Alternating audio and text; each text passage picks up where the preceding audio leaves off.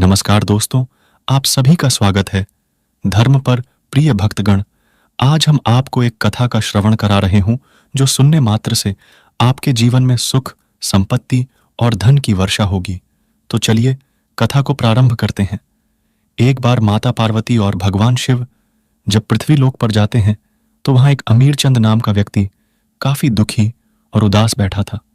अगर आप ये कहानी सुन रहे हैं तो पूरा सुनिए। इस कथा को आधा अधूरा छोड़कर जाने की गलती मत करिएगा, क्योंकि इस पवित्र कथा को पूरा सुनने से मनचाहा फल की प्राप्ति होगी। इसलिए इस कथा को पूरा सुने। आप शिव भक्त हैं तो भोलेनाथ का अनादर न करें। तब माता पार्वती भगवान शंकर से प्रश्न करती है कि वह व्यक्ति उदास होकर क्यों बैठा है।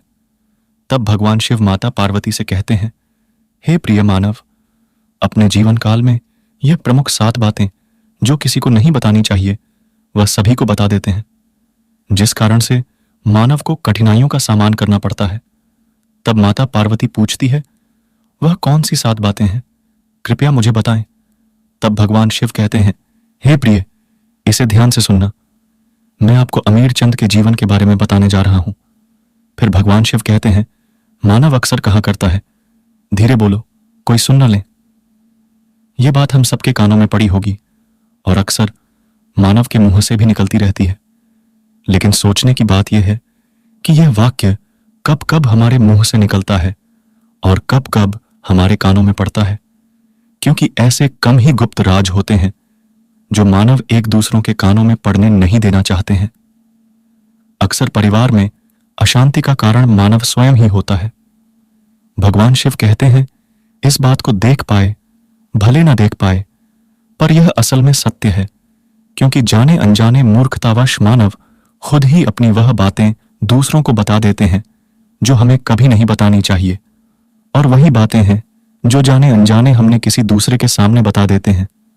वही दुख का कारण बन जाता है, वही झगड़े का कारण बन जाता है, और फिर बाद में पछतावा होता कि यह बात किसी को बतानी नहीं चाहिए थी, मेरी ही गलती थी, मैंने जाने अनजाने यह बात सभी को बता दी।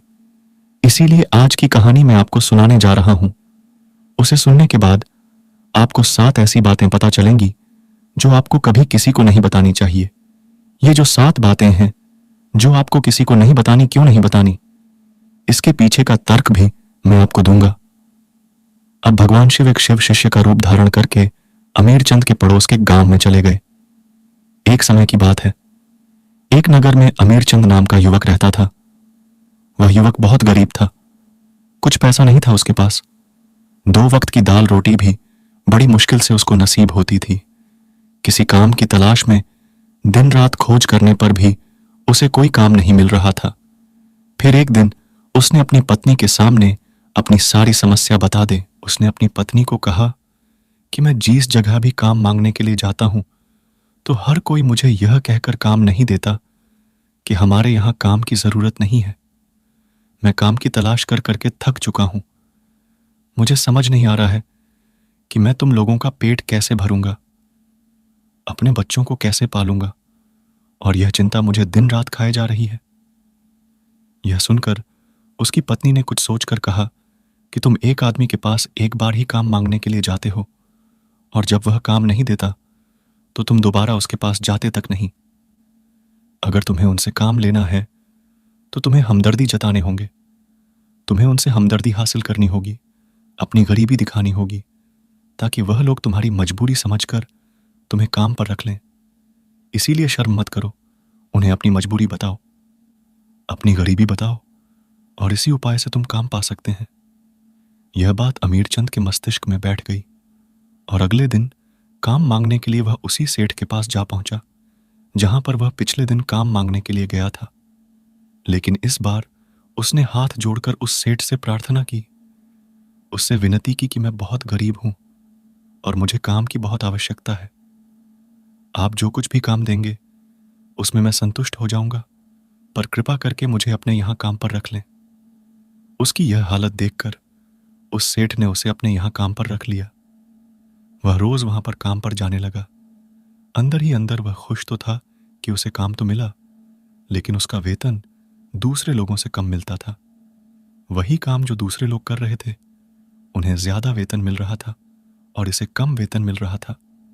जब इस बारे में उसने अपने सेठ से कहा तो सेठ ने कहा कि देखो भाई, तुम्हें काम की जरूरत थी, मैंने तुम्हें काम दिया, मेरा धन्यवाद करने की बजाय तुम मुझसे शिकायत कर रहे हो, यह कैसी भलमनसाहत है। यह सुनकर अमीर चंद वहीं पर चुप हो गया। बात कहीं ना कहीं सत्य थी, सच थी। सेठ ने तो उसे उसकी मजबूरी के हिसाब से ही काम दिया था, इसीलिए वह उसे अपने अनुसार ही वेतन देता था। लेकिन धीरे धीरे उसने यह बात अपने सगे संबंधियों और अपने दोस्तों को भी बताना शुरू कर दी कि उसका सेठ कैसा आदमी है और उसे कितना वेतन देता है। समय बीतता रहा और अमीर चंद पूरी लगन के साथ अपना काम करता रहा। लेकिन अब परिस्थितियां बदलने लगी थीं। सेठ अब अमीर चंद से दूसरे लोगों से ज्यादा काम लेता था और उनसे कम वेतन उसे देता था। यह बात अमीर चंद के मन को बहुत खलती थी। वह दूसरों से ज्यादा मेहनत कर रहा है और उनसे कम वेतन पा रहा है। इससे उसके आत्मसम्मान को बहुत गहरी चोट पहुंची। अब धीरे धीरे उसका मन अपने काम से हटने लगा। उसका मन काम में लगता ही नहीं था। जाहिर सी बात है कि ऐसी जगह किसका मन लगेगा जहां आदमी को अपने आत्मसम्मान के साथ समझौता करना पेडीडी छे। इसीलिए जल्दी ही उसने अपना काम छोड़ डाश दिया और वह घर पर आकर खाली बैठ गया। अब उसके पास घर का खर्चा चलाने के लिए भी पैसे नहीं बचे थे। इसीलिए उसने अपने सगे संबंधियों और अपने दोस्तों से सहायता मांगनी शुरू की। लेकिन उसके दोस्त उसके सामने तो उसे दया का पात्र समझते थे, उसे दिलासा देते थे, लेकिन पीछे से उसका मजाक उड़ाते थे। वह कहते हैं कि कितना बेवकूफ है, सेठ ने इतना काम दिया और बेचारे को पैसे भी दिए और काम भी छोड़ डीच दिया। अरे, हम इसको पैसे दे दें तो यह कल हमारा भी पैसा वापस नहीं कर पाएगा, इसकी ऐसी हालत है। काम तो उसके पास कुछ है नहीं, पैसा कहां से ला कर देगा। और इसी वजह से अमीर चंद की हालत दिन ब दिन खराब होती जा रही थी। अब वह दिन रात तनाव में रहने लगा था। वहीं दोस्त, वही सगे संबंधी जो उसकी अपने होने का दिखावा करते थे, वह उसे दया का पात्र समझ रहे थे, उसके ऊपर तरस खा रहा था। सब लोग आकर उसे ज्ञान तो बहुत देते थे, लेकिन कोई सहायता नहीं करता था। और अक्सर ऐसा ही होता है, ज्ञान देने वाले तो बहुत मिल जाते हैं, लेकिन मदद करने वाले, उंगली पकड़कर हाथ पकड़ डठाकर आगे चलाने वाले कितने लोग मिलते हैं। एक दिन उसे पता चला कि पडेढोस के गांव में एक शिव शिष्य आया हुआ है जो बहुत ही ज्ञानी है। अमीर चंद इतना तनाव में था कि उसे कोई रास्ता नजर ही नहीं आ रहा था। इसीलिए जाने अनजाने वह उस शिव शिष्य के पास पहुंच जाता है। वहां पहुंचकर वह सीधे उनके पैरों में गिरकर रोने लग जाता है। वह रोते रोते उन्हें अपनी सारी परिस्थिति बताता है। उसे बताता है कि किस तरह उसके सेठ ने उसका फायदा उठाया और उसके सगे संबंधी उसके साथ कैसा व्यवहार रखते हैं। सारी बातें सुनकर शिव शिष्य ने उसे चुप कराते हुए कहा कि बंदे, यह सारी समस्याएं तुम्हारी बुद्धिहीनता, तुम्हारी मूर्खता के कारण उत्पन्न हुई है। अगर तुम्हारे अंदर विवेक होता तो इनमें से एक भी समस्या तुम्हारे चित्त को दुखी नहीं कर सकती थी। लेकिन तुमने अपने अविवेक के कारण, अपनी मूर्खता के कारण खुद ही अपने रास्ते में कांटे बिछा दिए। आज मैं तुम्हें 7 बातें बता रहा हूं जो भूल कर भी किसी को मत बताना, और इन बातों का अनुसरण करना तो बाहर से मिलने वाले दुखों को दूर कर ही सकते हो जो बेवजह दुनिया की वजह से तुम्हारे अंदर पनपते हैं। पहली बात जो किसी को नहीं बतानी चाहिए वह है अपनी मजबूरी। अपनी मजबूरी का दिखावा करके दूसरों का दया पात्र बनकर उनकी सहायता लेने की गलती कभी मत करना। हो सकता है कि आज वह तुम्हारी मजबूरी देखकर तुम्हारी सहायता कर दें, लेकिन कल वह तुम्हारा फायदा उठाने से भी नहीं चूकेगा। और अगर फायदा भी नहीं उठाया तो दूसरों के सामने तुम्हारा मजाक बनाने में वह आदमी कभी नहीं चूकेगा। इसीलिए कभी भी अपनी मजबूरी का दिखावा मत करो। अगर घर में 2 रोटी है, सूखी रोटी है, तो वही खाकर सो जाओ, लेकिन दूसरों को इसके बारे में भनक तक नहीं लगनी चाहिए। जरा आप खुद सोचो, मजबूरी बताने का क्या प्रयोजन होता है। एक इंसान का या तो दूसरों से सहानुभूति हासिल करना चाहता है या उनसे कोई आर्थिक मदद चाहता है। लेकिन अगर दोनों ही परिस्थितियां आप देखें तो दूसरा आदमी आपका फायदा उठाने से नहीं चूकेगा, और अगर वह फायदा नहीं भी उठाएगा तो अपनी नज़र में तो वह आपको मूर्ख ही समझेगा, बेवकूफ़ समझेगा और दूसरों के सामने आपका मजाक तो ज़रूर बनाएगा। इसीलिए अपनी मजबूरी के बारे में कभी किसी को मत बताना। दूसरी बात जो किसी को भी नहीं बतानी चाहिए वह है अपनी अतीत की गलतियां और भविष्य की रणनीतियां। जरा सोचो कि अगर हम अपने अतीत की गलतियां किसी दूसरे को बताते हैं तो उसका क्या प्रभाव होगा। वह गलतियां ठीक तो नहीं की जा सकती। जाहिर है तो उन्हें बताने का क्या प्रयोजन रह जाता है। आप अपने अंधेरे पक्ष को खुद दुनिया के सामने बता रहे हो, खुद अपनी गलतियां दूसरों के सामने बता रहे हो। इससे उस आदमी की नज़र में आपका एक चरित्र घटित हो जाएगा और वह भविष्य में हमेशा आपको उसी नजरिए से देखेगा। इसीलिए कि किसी भी आदमी की नज़र में अपना चरित्र गठित मत होने दो और जरा सोचो कि आप व्यर्थ में ही अपनी भविष्य की रणनीतियां दूसरों के सामने बता रहे हो। जो लोग आपके काम का हिस्सा ही नहीं है उनके सामने अपनी भविष्य की रणनीतियां, अपनी डींगे हाँकने का क्या फायदा। उन लोग आपकी सहायता तो नहीं करेंगे लेकिन आपकी भविष्य की रणनीतियां में बाधा जरूर बन सकते हैं। आप खुद अपने विवेक का इस्तेमाल करिए और सोचिए कि आपके साथ भी ऐसा हुआ है कि आपने अपने भविष्य की रणनीति किसी को बताई हो और वो कामयाब ही ना हुई हो। जरूर हुआ होगा। जरा गौर से सोचिए। तीसरी बात जो किसी को नहीं बतानी चाहिए वह है अपने घर की बात है। जो भी हमारे घर के अंदर आपस में बातचीत होती है, हमारे माँ बाप के साथ, हमारी पत्नी के साथ, हमारे बच्चों के साथ, वह बातें परिवार तक ही सीमित रहनी चाहिए। अगर आप इन बातों का दूसरों के सामने ढिंढोरा पीटते हो तो दूसरों को आपके घर में घुसने का एक मौका मिल जाता है और वह इसका फायदा उठाने से कभी नहीं चूकेंगे। वह आपके परिवार के सदस्यों को आपसे दूर लेकर जाने की कोशिश करेंगे। अक्सर ऐसा होता है। हम समाज में देखते हैं कि हम अपने घर के झगड़ों को कम करने के लिए उन झगड़ों को अपने पड़ोसियों और दूसरे सगे संबंधियों को बता देते हैं, लेकिन इससे आपको सहायता कभी नहीं मिली होगी, बल्कि आपके घर की लड़ाई झगड़े और ज्यादा बांट गए होंगे और यह जाहिर है वह बढ़ेंगे। अगर आप अपने माँ बाप की बात दूसरों को बताएंगे तो आपके माँ बाप को बुरा ही लगेगा कि हमारा बेटा हमसे बताए बगैर दूसरों को यह बातें बता रहा है। इसीलिए अपने घर की बातें और अपने घर के लड़ाई झगड़े किसी के सामने मत बताना। अगली बात जो मैं आपको बताने जा रही हूं, जो किसी को नहीं बतानी चाहिए, वह सुनने पर बहुत अजीब लग सकती है, लेकिन उसका सत्य भी मैं आपको एक तर्क के माध्यम से दूंगा। मैं कहता हूं कि अपनी आमदनी किसी को मत बताना। अब अपनी आमदनी न बताने के पीछे क्या प्रयोजन हो सकता है। जरा सोचिए कि आप अपनी आमदनी अपने दोस्तों को बता देते हैं तो जब आपके दोस्तों को जरूरत पड़ेगी तो वह सिर्फ आपको ही याद करेंगे, क्योंकि उनको पता है कि अगर आपकी आमदनी ज्यादा अच्छी है तो आप ही उनकी मदद कर सकते हैं और इसीलिए ज्यादा लोग आपसे सहायता मांगेंगे।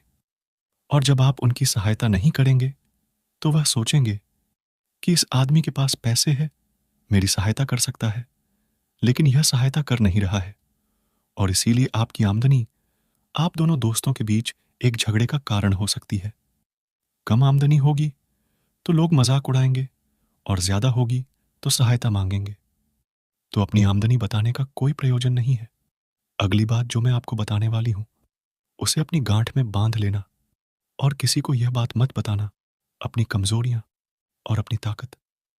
अक्सर इंसान को पता नहीं होता है कि उसकी कमजोरी या उसकी ताकत क्या है, लेकिन अगर आपको अपनी कमजोरी और अपनी ताकत पता है तो पहली बात तो आप बहुत ही बुद्धिमान आदमी हैं और दूसरी बात कि आपको ये बातें किसी से साझा नहीं करनी है, क्योंकि अगर आपकी कमजोरियां दूसरों को पता चल गई तो आपकी कमजोरियों का फायदा उठाएंगे और अगर आपकी ताकत पता चल गई तो वही ताकत आपकी कमजोरी बन जाएगी, क्योंकि वह ताकत दूसरे आदमी को पता है और वह ताकत की काट ढूंढ ही लेगा। अपनी कमजोरी और अपनी ताकत अपनी पत्नी या अपने पति को भी नहीं बतानी चाहिए, क्योंकि इसके बाद आपको घर में हमेशा दुखी से रहना पड़ेगा। अगली बात जो किसी को नहीं बतानी चाहिए वह है अपने मित्र और अपने शत्रु। आप अपने मित्रों के बारे में अगर दूसरे लोगों को बताएंगे तो वह आपके मित्रों के साथ अपनी घनिष्ठता बनाकर आपको धोखा दिलवा सकते हैं, आपके गहरे मित्रों को आपसे दूर करने का प्रयास कर सकते हैं। अक्सर आम आदमी ऐसा नहीं करता, लेकिन आपके दुश्मन ऐसा करने की कोशिश कर सकते हैं। और दूसरी तरफ आपके शत्रु का भी किसी को नहीं पता लगना चाहिए, क्योंकि आज जो आपका मित्र है, अगर कल वह आपका दुश्मन हो गया, तो वह आपके दुश्मन के साथ ही मिलकर आपको परास्त कर सकता है, आपको धोखा दे सकता है। इसीलिए अपने सबसे अच्छे दोस्तों को भी अपने दुश्मन के बारे में कभी मत बताना। अगली और आखिरी बात कहना चाहता हूं कि जब तुम दान करते हो, तो दान के बारे में भी किसी को मत बताना, नहीं तो दान करना व्यर्थ हो जाता है, बेकार हो जाता है। जब आप अपने दान का ढिंढोरा पीटते हो, तो आप यह बता रहे हो कि मैं कितना बड़ा दानी पुरुष हूं, और यह आपके अंदर एक अहंकार निर्मित करेगा। इसीलिए दान गुप्त रूप से किया जाता है, उतना ही अच्छा होता है, उतना ही फलदायी होता है। जब आपका बायां हाथ दान कर रहा हो, तो दाएं हाथ को बिना पता चले कि बायां हाथ दान कर रहा है। ये 7 बातें जो शिव शिष्य ने अमीर चंद को बताई, इनमें संसार के सभी सिद्धांत छिपे हुए हैं। इन बातों का अनुसरण करते हुए आप अपने घर में सुख शांति बना सकते हैं, और घर के झगड़े हमेशा के लिए दूर कर सकते हैं। आप इन बातों के बारे में अपने विवेक से भी सोचेंगे, तो आपको ये बातें सच मालूम पड़ेंगी। और हमारा कहानी सुनाने का मकसद यही है कि आपका विवेक जागृत हो। अब यह कहानी पूरी हुई। तब माता पार्वती भगवान शिव से कहती हैं, हे प्रभु मानव, इस 7 बातों को जीवन में उतार ले, तो उनके जीवन में कभी भी कठिनाई नहीं आएगी। इतना कहते हुए माता पार्वती और भगवान शिव कैलाश पर्वत के लिए चले गए। इस वीडियो को बोलते समय कोई त्रुटि हो तो मैं क्षमा चाहती हूँ। उम्मीद है आप सभी को यह वीडियो अच्छी लगी होगी। अगर आप शिव के सच्चे भक्त हैं, तो चैनल को सब्सक्राइब और वीडियो को लाइक करके कमेंट में हर हर महादेव लिख दीजिए।